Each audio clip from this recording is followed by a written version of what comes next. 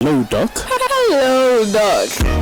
Great conversations and education on relevant health issues management. Hello, Doc. Hello, Doc. Make a date with our health professionals on the drive with the area gang. Hello, Doc. Hello, Doc. Hello, Doc.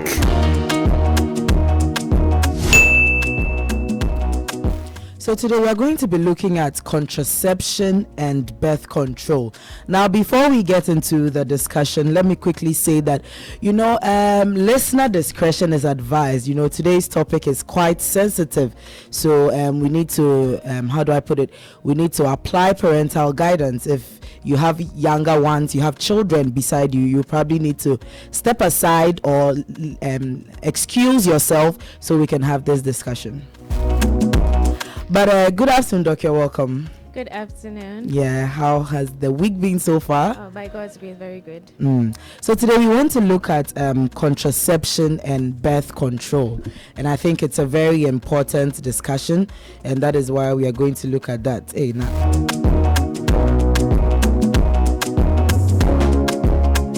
Okay, yes. My phone was giving me issues. But then let's start with the basics. We need to understand what exactly contraception or birth control is. Okay, so simply put, it's just the means by which you prevent pregnancy whilst you are sexually active. Yes, so it's the means by which we prevent pregnancy.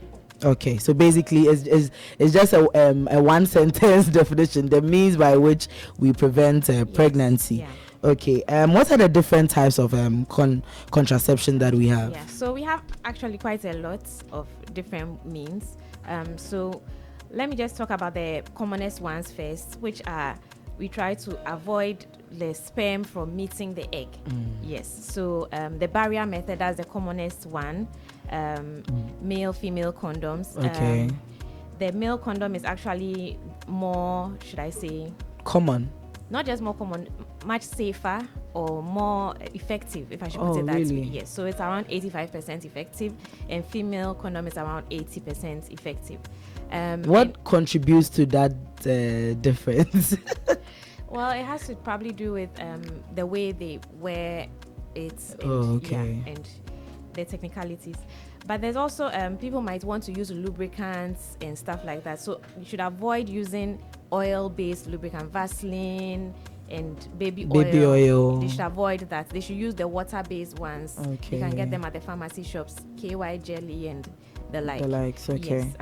So another barrier method is the diaphragm and the cervical cap. So the cervical cap and the diaphragm are almost similar, but the diaphragm is wider at the end and covers a wider area than the cervical cap. The cervical cap covers just the tip. Okay. Yeah. So diaphragm is around 87% effective. Cervical cap is around 7 to 80% effective.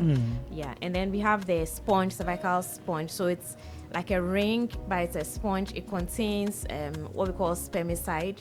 So to kill the sperms, yeah. So or prevents them from being able to swim up the channel. Then we have spermicide gel separately. So those ones, it's a gel you apply with the inside the canal. Before or after the intercourse? Before. Okay. About 15-30 minutes before. Okay. Please. After the fact, then it's a losing battle. But usually its effectiveness lasts for about an hour. So if you put it on and then maybe some delays occurred, you have to make sure you apply it again before. Yeah. Then and how what's the effectiveness of that one too? It's around 70% effective. Yeah, we all want 100%. Yeah, I'm waiting for you to mention that one. The 100% is sterilization. So that's when they tie the tubes, either the fallopian tubes or with the men, the vas difference, what we call the vasectomy. Yeah. So once they tie the tubes that the sperm passes through, the egg passes through, that one is 100%. Yes. Okay. But that one is irreversible. So once you do it, you can't go back and have children after the fact. Oh, but I heard the vasectomy is reversible, or that's not true? It's not always. Okay. It depends on how it was done. Okay. Usually they tie and then they cut. So if it's long enough and then they can fuse it back. It's a complicated surgery and all that. Okay. So if you're not sure, then don't do a permanent one. All right, so the next one is you prevent the eggs from coming out of the ovary. So that one is more of hormonal control.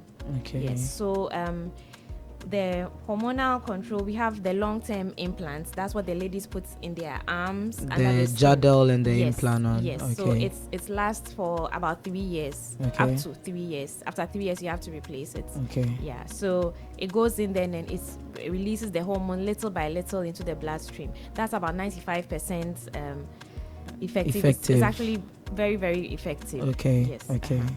And it's reversible, but it's just that sometimes once they put in the implant, sometimes they have this intermenstrual bleeding and stuff. But usually within 6 months to a year, that whole thing stops. But some people are not comfortable with it. So then we have the depot injection. So that one, the depot injection is a hormonal injection that it's injected underneath the skin and it releases into the bloodstream very slowly. But that one lasts 12 weeks or 3 months. So you have to repeat the injection every 3 months. So if you are 2 weeks late on your injection, then you have opened the way for pregnancy. Yeah. Then we have the pills that they take every day. That's the most popular one. A lot of work. I think that's, I don't know, but well, if you have an alarm on your phone, you just have to have a specific time. Yeah, because I hear if you don't take it at the particular time, it can render it ineffective. It depends. Some of them, their window period is like 1 hour, 2 hours. Some of them, the window period is about 12 hours. So it depends on the type of pill that you're taking. Yes. Okay. And then we also have the birth control patch. That one I don't really see it around. It lasts for 1 week. It's like a sticky patch, those kind of medication patches you put on your abdomen. Oh, really? So it's there for 1 week. So during the week, it's seeping through the skin into the Oh, I see. I've never heard of that. And how long does that one to? It's weekly. Oh, okay. Yeah. So you just apply. It's a bit expensive. It's not very common. So. Oh, I see. This is actually my first time hearing about that. Yeah. Okay. All right. Then we have the IUD, intrauterine device. So there are 2 types. There's the one that's the copper type, and then there's one that's plastic, but it's impregnated with hormones, so that the hormones will be releasing a little bit at a time. Yeah. So with that, it lasts from 3 years to 10 years. You can keep it in for 10 years. You'll be fine with it. That's if you're not planning on having children anytime soon.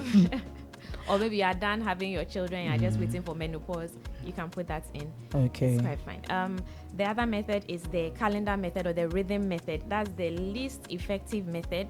That's where you pull out your calendar and then you calculate the days and all that. So based on when your menses comes and all that. So, and some people combine that with checking the thickness of the vaginal mucus regularly. So once it gets thicker and has that kind of egg white consistency, then we know that ovulation has set in. Yes. Some also use the body temperature to also monitor. Usually your basal body temperature, you check it every first thing in the mornings. It should be around the same, but once ovulation takes place, the temperature goes up just 1 point. So you can take note of those things, but they are not very safe. Or not very foolproof, about maybe 70%, 75%. It depends on how serious you are in monitoring it. Yes, and sometimes too, your cycle might change due to stress or something. Your diet and all those things. So sometimes you might not be able to predict very well when the ovulation is occurring. Yeah, So from everything you said, it seems the hormonal ones are much more effective than the other methods. Yes. Okay. But people don't really like the hormonal ones. Okay. But there's also the emergency contraception I want to talk about. Yes, so that one is designed for single use. It's not for more than 2 times in one menstrual cycle. So within one cycle, if you are using it more than 2 times, then you are misusing it. Okay, and you only use it when maybe there was an unexpected intercourse, maybe a sexual assault or something, or you were just not I don't know, maybe or maybe you are using a condom and it broke, or something. The diaphragm or cervical cap got displaced or something. Okay. Yeah, or you miss. That's your why it's dose. called emergency. Yes. It's not for everyday use. Yes. So if you keep using it, it will lose its effectiveness. Okay. Yes. And it has an effect on you, the individual, as well. Yes, not so much though, but it's depending on how much you use anyway. But we can talk about that after the fact. Okay. So are those all the types? Yes. Okay. Yes. So we want to look how would you able to determine which method is best for one's health, and then also we can also look at how it impacts fertility. Okay. As you mentioned, this one can last for 10 years, they can last for this, then finally I'm like, okay, now I'm ready to give birth. Does this contraception have any impact on my fertility? Okay. All right. So first, to determine which one is best, it's on an individual basis. It's not necessarily this is better than this. Okay. It depends on you, your age, how many children you want to have, and how you want to space the children. If you want to have, let's say, 1 year in between your kids, then it's not advisable to go and do IUD and all that. Yeah. So it depends on the specifics about your plans and also the side effects that you might have from it. Okay. So sometimes people say they gain a lot of weight and they don't like it, but some people too, they like it because the acne goes away, the menstrual flow is lighter, so they prefer this over that. Yeah, so it's actually, you have to sit down with your healthcare provider and then you discuss and you come up with a decision on what you want to do. The fertility aspect, it does not really, hardly does anyone come with any fertility problems. They are, except for sterilization.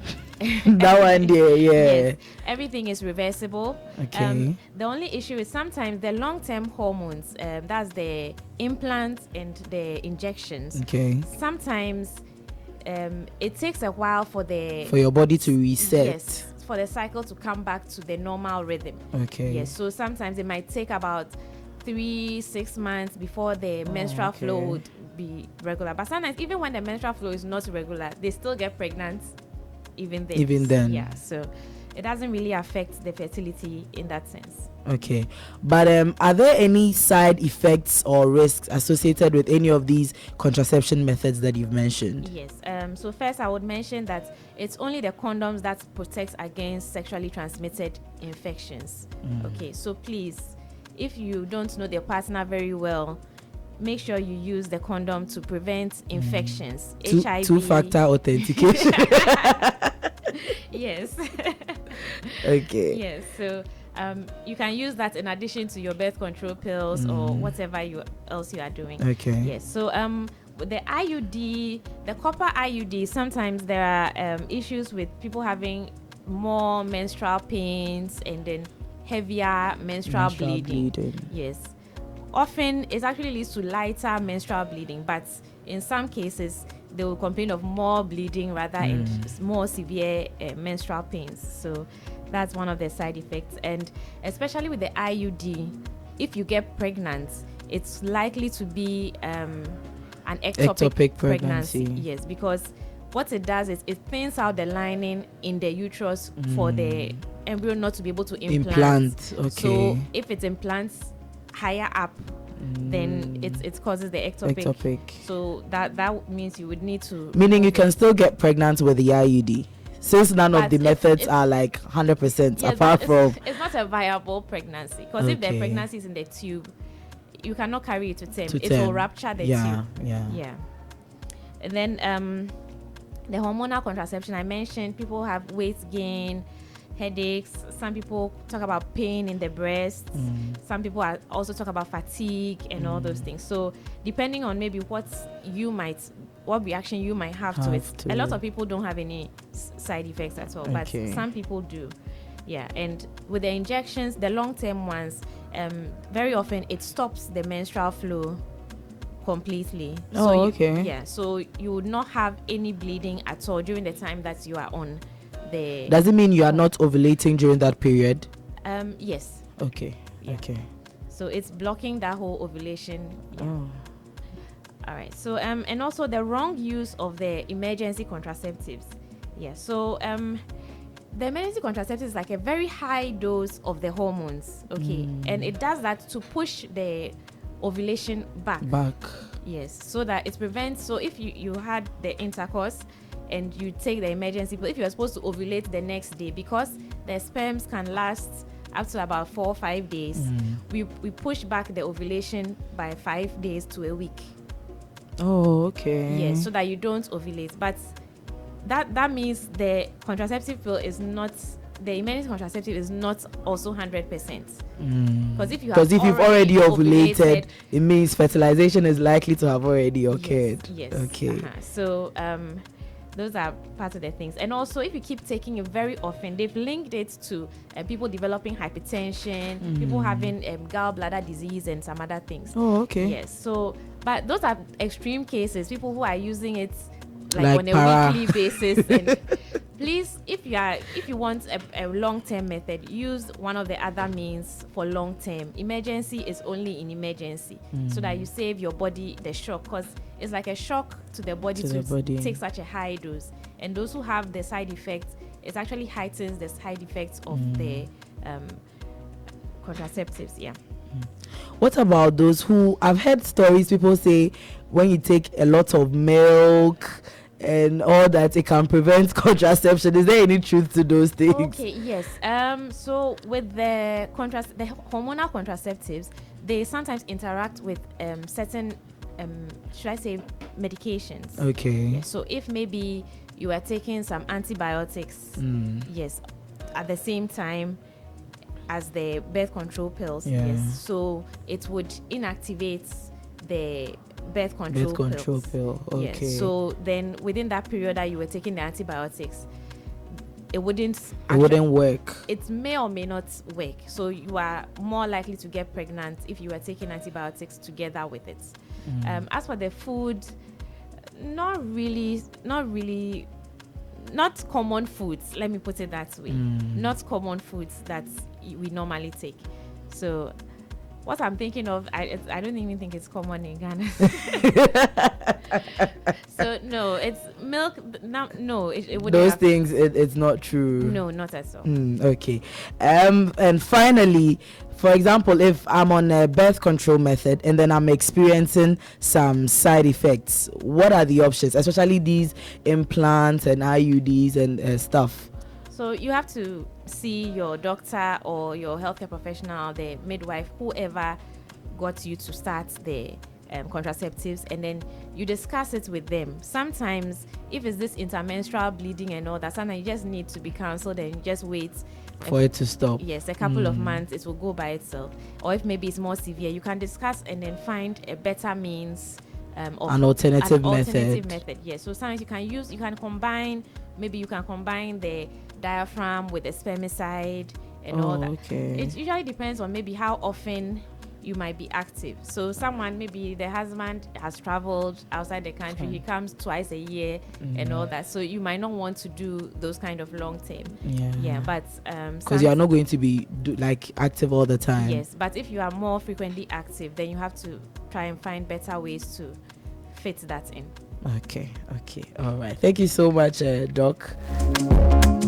As always, you always give us, inciting information, and we always learn a lot. So thank you for this afternoon. I have learned a lot about contraception. I have other questions, but I'll ask you backstage. Sure.